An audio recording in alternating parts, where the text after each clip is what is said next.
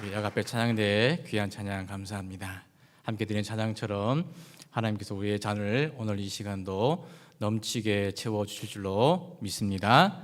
그런 은혜가 우리 모두에게 임할 수 있기를 주님의 이름으로 간절히 축원을 드립니다.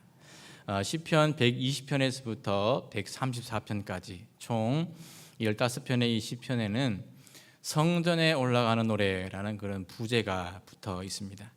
즉 이스라엘 백성들이 개인이나 아니면 단체가 하나님의 성전에 올라가면서 이 시편을 가지고 하나님을 노래하고 찬양했기 때문에 이 시편에 성전에 올라가는 노래라는 그런 부제가 붙어 있습니다. 보통 이스라엘의 남자들은 1년에 3번씩 하나님의 성전에 올라가서 제물을 가지고 제사를 드려야 했습니다. 출애굽의 사건을 기억하고 기념하는 유월절과 무교절에, 그리고 한 해의 첫 수확을 감사하고 기뻐하는 77절 또는 오순절 또는 맥추절에, 그리고 한 해의 마지막 절기로서 1년 동안 추수에 감사를 드리며 하나님 앞에 예배하는 초막절 또는 장막절에 이스라엘의 남자들은 예루살렘 성전에 올라가서 하나님 앞에 제사를 드리고 또 예배를 드려야 했습니다. 흩어져 있던 12지파가 이런 계기를 통해서 함께 모이게 되고 또 하나님의 성전에서 예배함으로 말미암아 이스라엘 백성들이 하나님의 언약의 백성이요 언약의 공동체임을 다시 한번 확인하는 그런 시간이었습니다. 이스라엘 백성들이 정복해서 들어간 그 가나안 땅에는 가나안 원주민들이 원래 섬겼던 이방의 신들이 있었습니다. 우리가 대표적으로 아는 것이 바알과 아세라가 있습니다. 그런데 이 이방의 신들을 섬기기 위해서 주로 높은 곳, 언덕이나 산 위에다가 그들에게 제사를 하기 위한 산당을 만들었습니다. 그런데 그 산당을 만드는 그 곳은 주로 이제 높은 지역에 위치를 했습니다. 왜냐하면 누구나 이렇게 가까이 또 이렇게 높은 곳을 쳐다볼 수 있는 곳에 산당을 지어서 하늘과 가까운, 자신들이 섬기는 신이 하늘과 가까운 신이라는 것을 자랑하기 위해서 그렇게 산당을 지었습니다. 그런데 이렇게 가나안 원주민들이 지었던 그 산당을 하나님께서는 원래는 완전히 파괴를 해버려라, 완전히 멸하여 버리라, 그렇게 말씀을 하셨습니다. 신명기 12장 2절과 3절의 말씀을 우리 화면을 띄워주시면 함께 같이 읽도록 하겠습니다. 너희가 쫓아낼 민족들이 그들의 신들을 섬기는 곳은 높은 산이든지 작은 산이든지 푸른 나무 아래든지를 막론하고 그 모든 것을 너희가 마땅히 파멸하며 그 제단을 헐며 주상을 깨뜨리며 아세라상을 불사르고 또 그 조각한 신상들을 찍어 그 이름을 그곳에서 멸하라. 아멘. 이방의 산당들을 완전히 멸하라. 하나님 이런 명령이 있었음에도 이스라엘 백성들은 그 이방의 신들을 섬기는 그 산당을 완전히 멸하지 못했습니다. 심지어 이스라엘 백성들이 하나님께 제사를 드리기 위한 하나의 방편으로 산당을 세우기도 했습니다. 왜냐하면 성전이 짓기 전에는 성막이겠죠. 성막과 성전이라는 곳은 어느 한 지역에 국한되어 있습니다. 그러다 보니까 먼 거리에서 매번 제사를 드리기 위해서는 그곳까지 찾아가야 하는 그런 번거로움이 있죠. 그래서 그런 불편함을 덜기 위해서 자신들이 가까운 그곳에다가 처음에는 산당을 세우고 오직 여호와 하나님께만 제사를 드리고 예배를 드려야 되겠다, 그런 목적으로 산당을 세웠습니다. 그런데 시간이 흐르고 또 세월이 흐를수록 그것이 변질되고 또 타락해서 그곳에서 다시금 이방의 신들에게 제사하고 이방의 신들을 섬기는 그런 장소로 전락을 해 버렸던 것입니다. 이제 우리 시편 121편 오늘의 본문 1절과 2절의 말씀을 다시 한번 같이 읽도록 하겠습니다. 내가 산을 향하여 눈을 들리라. 나의 도움이 어디서 올까? 나의 도움은 천지를 지으신 여호와에게서로다. 아멘. 1절 말씀을 보면 시인이 나의 도움은 어디서 올까? 스스로에게 물어보고 있습니다. 산을 향하여 눈을 들면 거기에는 수많은 이방의 신들이, 산당들이 세워져 있습니다. 바알과 아세라 산당, 몰렉 산당, 그모스와 밀곰의 산당. 저마다 이방의 신들은 내가 너에게 도움을 주겠다, 내가 너를 도와줄 수 있는 신이다, 그렇게 유혹을 하며 자신에게 숭배하고 자신에게 예배하라, 그렇게 미혹한다는 거죠. 그런데 시인은 2절에서 이렇게 고백을 합니다. 나라의 도움은 천지를 지으신 여호와에게서로다. 즉 나의 도움은 그런 높은 산 위에 세워져 있는 이방 신들의 산당에서 나오는 것이 아니라 오직 천지를 지으신 오직 여호와 하나님에게서만 나의 도움이 나오는 것이다, 그렇게 스스로 고백하고 있는 것입니다. 비록 이방의 신들이 산당을 세워놓고 내가 너에게 도움을 줄 수 있다 그렇게 말하지만 그 이방의 신들은 우리가 잘 아는 대로 돌과 나무 우상에 불과합니다. 생명력이 없는 것들이 어떻게 도움을 줄 수 있겠습니까? 오직 살아계신 여호와 하나님만이 오늘 이 시인의 고백처럼 우리에게 도움을 주시는 줄로 믿습니다. 비단 이 시인만이 아니라 우리 역시 천지를 지으신 여호와에게서만이 나의 도움이 나올 수 있다, 그렇게 고백하며 살아갈 수 있기를 주님의 이름으로 간절히 축원을 드립니다. 그렇다면 천지를 지으신 여호와 하나님께서 구체적으로 우리를 어떻게 도와주시는가, 말씀을 통해서 함께 은혜를 나누고자 합니다.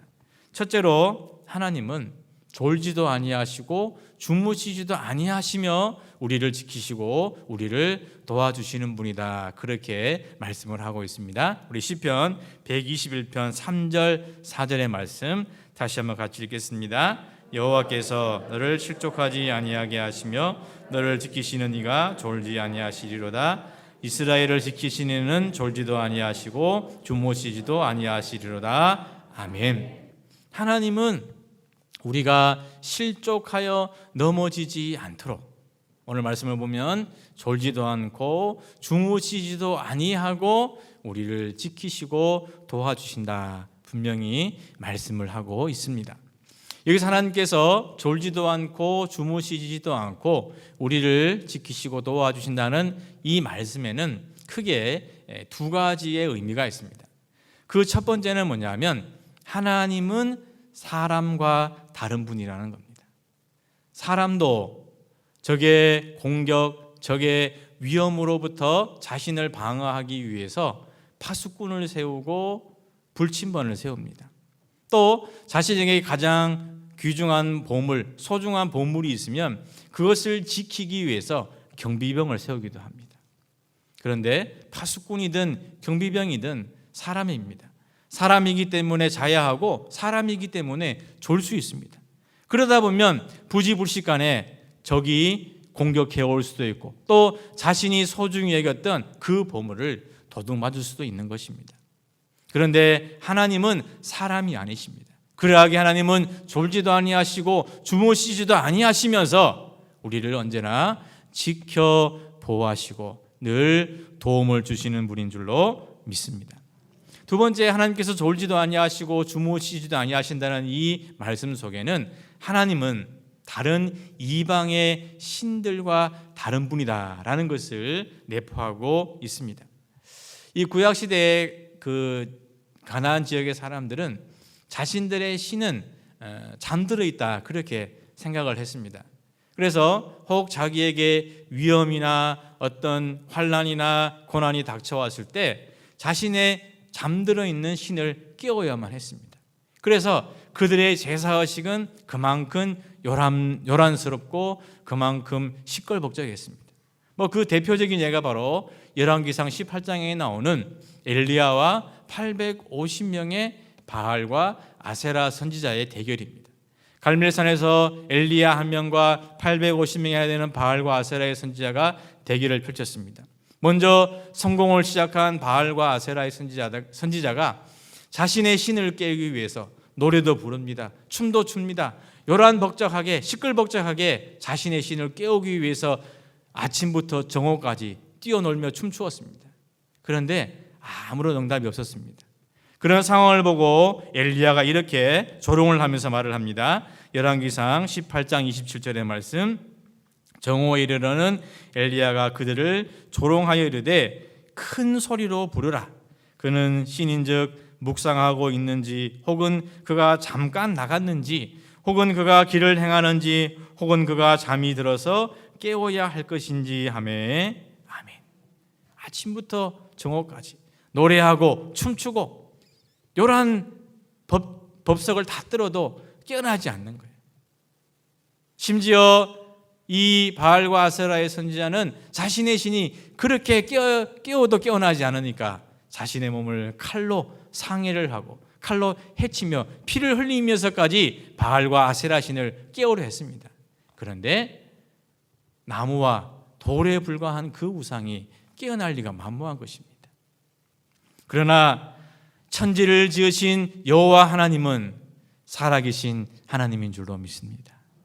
그래서 하나님은 우리를 지키시되 졸지도 아니하시고 주무시지도 아니하시며 우리를 언제나 지켜보호하시고 우리에게 한량없는 힘과 크신 권능의 손길로 도와주시는 줄로 믿습니다. 그 하나님으로 인하여 찬양하는 우리 모두가 될 수 있기를 주님의 이름으로 간절히 축원을 드립니다. 둘째로 하나님은 낮에 해가 상하지 못하도록, 밤의 달이 우리를 해치지 못하도록 우리를 지키시고 도와주시는 분이라 말씀하고 있습니다. 우리 시편 121편 5절 6절의 말씀을 같이 한번 읽겠습니다. 여호와는 너를 지키시는 이시라. 여호와께서 내 오른쪽에서 내 그늘이 되시나니 낮에 해가 너를 상하게 하지 아니하며 밤의 달도 너를 해치지 아니하리로다. 아멘. 한여름에 뜨거운 햇볕 아래 오래 있으면 일사병에 걸리게 됩니다. 그리고 그 일사병은 심지어는 사람의 생명을 앗아갈 수도 있습니다. 그런데 우리나라 이 햇볕보다도 이스라엘의 햇볕은 더 뜨겁고 더 강렬합니다. 그래서 낮의 해가 사람을 정말 상하게 할 수 있는 것입니다. 반면 밤이 되면 그 뜨거운 열기가 순식간에 식어버리고 무려 일교차가 30-40도에 이르기까지 추위가 찾아오게 되는 것입니다. 지난 4월 중순경에 우리나라 중북 내륙 지방에 한파주의보가 내렸습니다. 뭔 4월 달에 한파주의보가 있느냐 그렇게 말씀을 하시겠습니다마는 전날과 비교해서 일교차가 10도 이상 차이가 나면 한파주의보가 내린다고 합니다. 그리고 15도 이상 차이가 나면 한파경보가 내린다고 합니다. 10도만 차이 나도 사람들이 느끼는 추위는 대단한 것입니다. 그런데 일교차가 무려 30-40도에 이르는 이스라엘 지방에서 낮의 해, 밤의 달, 그 뜨거움과 그 추위가 얼마나 더 뜨겁게 느껴지고 얼마나 더 차갑게 느껴지겠습니까? 그런데 하나님께서는 우리의 오른쪽에서 그늘이 되어 주셔서 낮에는 그 햇볕을 갈아주심으로 말미암아 낮의 해가 우리를 상하지 않게 지켜주시고 밤에는 그 달빛을 하나님의 불꽃으로 갈아주심으로 말미암아 우리를 그 밤의 달이 상하지 못하도록 보호해 주신다 분명히 말씀하고 있습니다. 출애굽기 13장 21절과 22절의 말씀 우리 같이 한번 읽겠습니다. 여호와께서 그들 앞에서 가시며 낮에는 구름 기둥으로 그들의 길을 인도하시고 밤에는 불 기둥을 그들에게 비추사 낮이나 밤이나 진행하게 하시니 낮에는 구름 기둥 밤에는 불 기둥이 백성 앞에서 떠나지 아니하니라. 아멘. 애굽을 떠난 이스라엘 백성들이 뜨거운 광야를 걸어갈 때 하나님은 낮에는 구름 기둥이 되어서 낮에 해가 이스라엘 백성들을 상하지 못하도록 지키시고 돌보아 주셨습니다. 또한 밤에는 불기둥으로 이스라엘 백성들과 함께하여 주셔서 밤의 달이 밤의 차가운 기운이 이스라엘 백성들을 해치지 못하도록 언제나 지키시고 돌보아 주셨습니다. 낮에 해가 우리를 상하지 못하게 밤의 달이 우리를 해치지 못하게 언제나 우리 곁에서 함께하시고 도와주시는 그 하나님으로 말미암아 늘 감사하고 찬양하는 우리 모두가 될 수 있기를 주님의 이름으로 간절히 축원을 드립니다. 마지막으로 하나님은 우리의 출입을 지금부터 영원까지 지키시며 도와주시는 분이다 그렇게 말씀을 하고 있습니다. 우리 시편 121편 7절과 8절의 말씀 다시 한번 같이 읽겠습니다. 여호와께서 너를 지켜 모든 환난을 면하게 하시며 또 내 영혼을 지키시리로다. 여호와께서 너의 출입을 지금부터 영원까지 지키시리로다. 아멘. 하나님은 우리의 출입을 지금부터 영원까지 지켜주시는 줄로 믿습니다. 여기서 출입이라는 것은 말 그대로 나가고 들어오는 것을 의미합니다. 하나님께서 우리의 출입을 지키신다는 이 말씀 속에는 크게 세 가지의 의미를 내포하고 있습니다. 첫 번째로 하나님께서 우리의 출입을 지키신다는 것은 우리의 일상의 출입을 지키신다는 것입니다. 아침에 남편이 아내가 출근을 합니다. 자녀들이 학교에 공부를 하러 갑니다. 그러면서 문 앞에서 이렇게 인사를 합니다. 다녀오겠습니다. 그런데 다녀오겠습니다라고 말한 그 남편이, 그 아내가, 그 자녀가 다녀오지 못할 수도 있다는 겁니다. 1994년 여느 날과 마찬가지로 교복을 입고 부모님에게 학교에 다녀오겠습니다 라고 인사를 하고 집을 나선 학생이 성수대교가 붕괴됨으로 말미암아 돌아오지 못하게 되었던 그런 사건이 있었습니다. 지금 우리가 즐기고 지금 우리가 누리고 있는 이 소소한 일상, 그리고 지금 우리가 너무나 당연하다고 생각하는 이 모든 것들이 하나님께서 우리의 출입을 지켜주시기에 가능한 것인 줄로 믿습니다. 만약 하나님이 우리의 출입을 지켜주시지 않는다면 우리가 집을 나서지만 다시 그 집으로 돌아오지 못하게 되는 그런 경우도 생길 수 있다는 겁니다. 하나님께서 우리의 출입을 지금부터 영원까지 지켜주심으로 말미암아 우리의 일상이, 우리의 이 소소한 이 일상이 기쁨과 감사로 충만할 수 있기를 주님의 이름으로 간절히 축원을 드립니다.